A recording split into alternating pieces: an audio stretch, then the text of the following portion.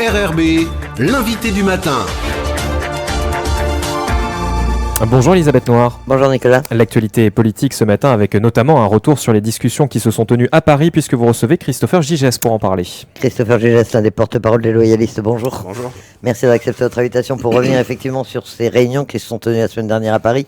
Mais vous êtes aussi membre du gouvernement en charge notamment de la transition énergétique. Et hier, vous avez participé, assisté à une séance du Congrès un peu chaotique avec le renvoi de plusieurs textes, notamment une motion préjudicielle sur la révision du schéma de transition énergétique. Qu'est-ce qui s'est passé? Qu'est-ce qui a motivé, selon vous, cette attitude des indépendantistes? Ouais, le retour a été agité de Paris. On a une séance qui a été animée hier au Congrès. Le schéma de transition énergétique et sa révision est lancé depuis maintenant un an avec un travail qui a été fait à la CPS avec les différents acteurs, ensuite avec une consultation publique, ensuite un travail en commission, ensuite un passage au gouvernement à l'unanimité.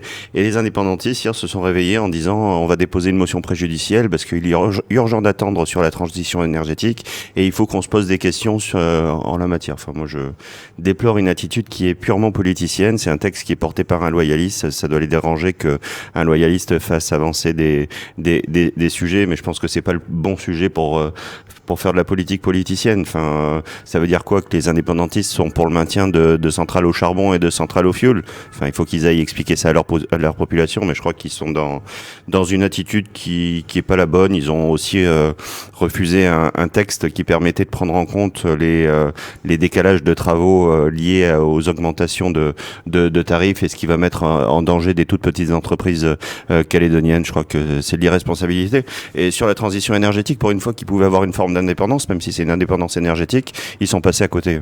C'est un prétexte, selon vous? C'est uniquement de l'agitation politique actuellement? Ouais, c'est purement de l'agitation politique. Je crois qu'ils essayent de cacher leur division interne suite au déplacement à Paris. Et donc tout sujet qui peut attaquer les loyalistes est bon à prendre, mais c'est pas pour ça qu'on va arrêter d'avancer. Enfin, moi, je continuerai de proposer des textes, continuerai d'aller en commission pour leur donner les informations qu'ils souhaitent et qu'on puisse faire cette transition énergétique et qu'on avance sur tous les autres sujets. Vous savez, enfin, je suis plus déçu des indépendantistes parce que j'attends plus rien sur cette partie-là.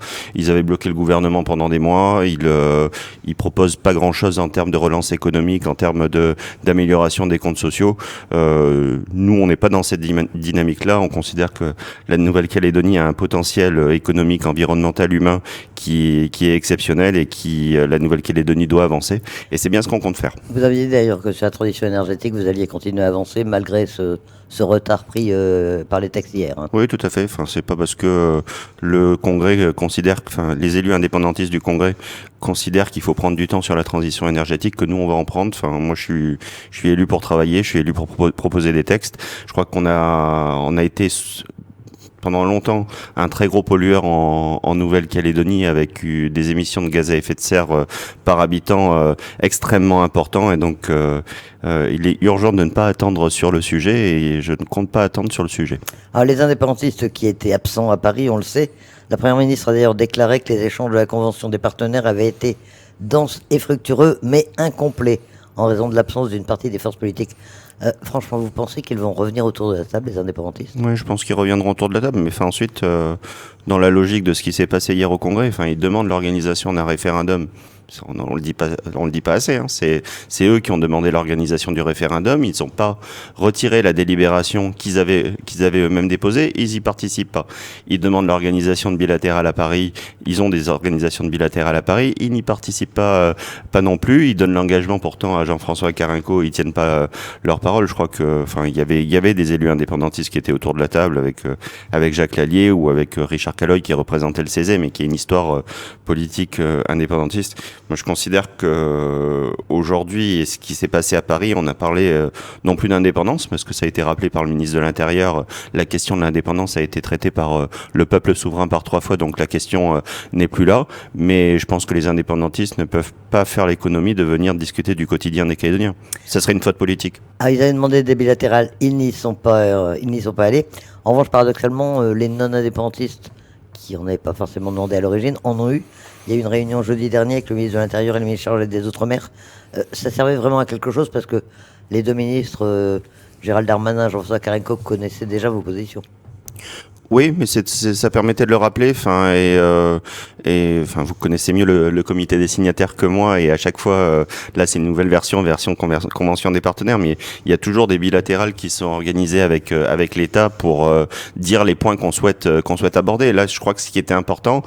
Plusieurs choses. Déjà, la déclaration du ministre de l'Intérieur, Gérald Darmanin, à l'ouverture des discussions de ces bilatérales, en indiquant que lui, il était républicain et démocrate, et que le peuple souverain s'était prononcé, et donc que la Nouvelle-Calédonie devait s'inscrire au sein de la République. C'est une question qui fait plus débat, là, aujourd'hui. Pour nous, ça fait pas débat. Le responsable de l'État affirme que la question est tranchée. Ça a été la première phrase du ministre. Et ensuite, quand il y a 3 référendums, et avec quelques boulets aux pieds, quand même, entre le corps électoral, l'inscription des natifs, par rapport au statut de civil coutumier, on a fait ces 3 référendums avec des boulets aux pieds, on a gagné. Maintenant, la Nouvelle-Calédonie s'inscrit au sein de la République, et on souhaite donner de la visibilité. Mais ce qui était important pour nous aussi, c'était d'afficher un visage qui était uni, contrairement aux indépendantistes, et on a déposé une déclaration commune avec 7 points qui étaient pour nous les fondamentaux qu'on souhaitait dire à l'État dans le cadre de ces discussions. Et cette unité, elle n'a pas été là pendant longtemps, et le fait de l'afficher devant l'État était quelque chose d'important pour nous. Même s'il y a eu un petit couac qui a donné ensemble, qui n'a pas préparé avec vous la déclaration, mais finalement vous avez quand même parlé d'une seule voix avec eux. Oui, on a parlé d'une seule voix. On a Philippe Gomez qui veut pas partir tout de suite à la retraite, ça va arriver.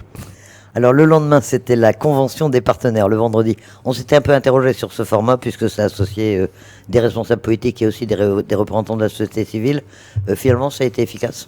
Oui, nous, ce qu'on souhaitait de cette convention des partenaires, on l'a obtenu, c'est-à-dire un calendrier, une méthode de travail et vraiment un échéancier dans le temps, avec la garantie de la part de l'État que les élections provinciales puissent se tenir en 2024, puisque on peut pas continuer dans une situation pareille d'avoir une minorité qui dirige la Nouvelle-Calédonie, et donc on a besoin d'élections provinciales en 2024. Donc on a ce calendrier avec ce qui commence par la visite des ministres Darmanin et Carinco qui viennent fin novembre, début décembre, qui lanceront les groupes de travail, avec des groupes de travail qui devront se terminer mi-2023 pour que l'État puisse organiser les élections provinciales de 2024. Donc cette convention, c'est important qu'elle se tienne, malgré les absents. On regrette bien entendu que les indépendantistes n'aient pas été autour de la table, mais il y a plusieurs gares, mais le train est en marche. Ils vont participer au groupe de travail, à votre avis? Ou ils vont y être invités, en tout cas? En tout cas, ils y seront invités, ouais. Certainement, vous recevez le haut-commissaire ce midi, qui est en charge de l'organisation de ces groupes de travail, et qui précisera la composition. Je crois qu'il recevra les différents groupes politiques, mais je n'imagine pas que les indépendantistes ne souhaitent pas y participer. Alors, 8 groupes de travail mis en place. Il y en a un sur les questions institutionnelles, et puis 7 autres. Comment les thèmes ont été définis? Ça vous paraît, chacun a proposé, ça se fait dans la concertation? Oui, le ministre délégué aux Outre-mer, Jean-François Carinco, a demandé l'avis de l'ensemble des participants sur les thématiques qu'on souhaitait voir abordées, à la fois institutionnelles et liées au corps électoral, à la réorganisation interne. Mais chaque participant a souhaité qu'il y ait vraiment des questions de projet de société, et c'est comme ça que les thématiques ont été abordées. Ensuite, les thématiques sont pas figées, c'est-à-dire que si les indépendantistes souhaitent revenir autour de la table et souhaitent rajouter des thématiques, bien entendu, c'est ouvert à des rajouts. Mais alors, comment est-ce que ces groupes de travail peuvent permettre de déterminer le futur statut de la Nouvelle-Calédonie? On fait pas forcément le lien, les questions institutionnelles, on comprend, mais tout le reste, le nickel, la transition énergétique, d'ailleurs, qui est aussi présente, comment est-ce que ça peut contribuer à façonner un statut pour la Calédonie?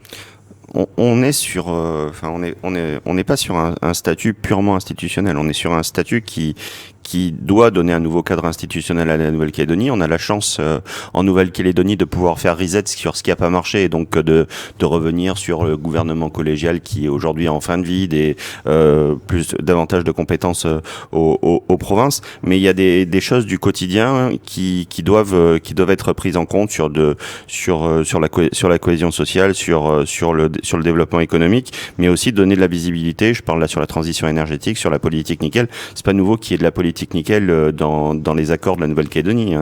Les accords de Bercy étaient des prémices aux autres accords, et donc c'est quelque chose qui est totalement normal. Alors les conclusions de ces groupes de travail doivent être rendues à la mi-2023.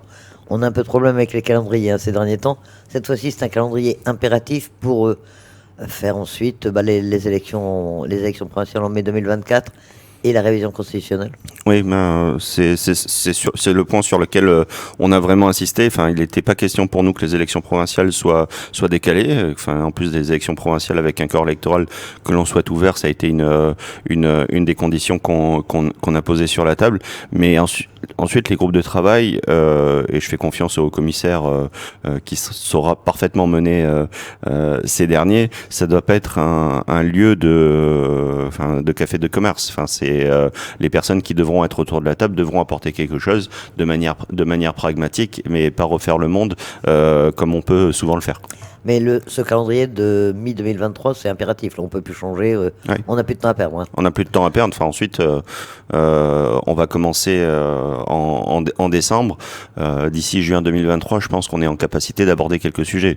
S'il y en a qui veulent faire durer, je pense qu'il faudra là aussi accélérer un peu les choses. La question sensible du corps électoral, ce sera dans les groupes de travail ou ce sera les questions institutionnelles? On sait déjà à quel niveau ce sera traité? Ça sera dans les questions institutionnelles, mais pour nous, c'est un point fondamental. Ça fait partie des 7 points qu'on a mis dans la déclaration commune. Pour nous, le corps électoral doit être réouvert pour les prochaines élections provinciales. Des gens qui ont fait leur vie en Nouvelle-Calédonie, participent à la richesse de la Nouvelle-Calédonie, sont des Calédoniens de cœur, enfin, ne peuvent pas ne pas voter aux différentes élections, et donc ça a été un des points important qui a été abordé par nous. On sait que ce sera un point de discussion intense quand les indépendantistes reviendront, mais c'est quelque chose sur lequel on ne lâchera pas. Qu'est-ce que vous attendez de la venue de Gérald Darmanin et de Jean-François Carenco?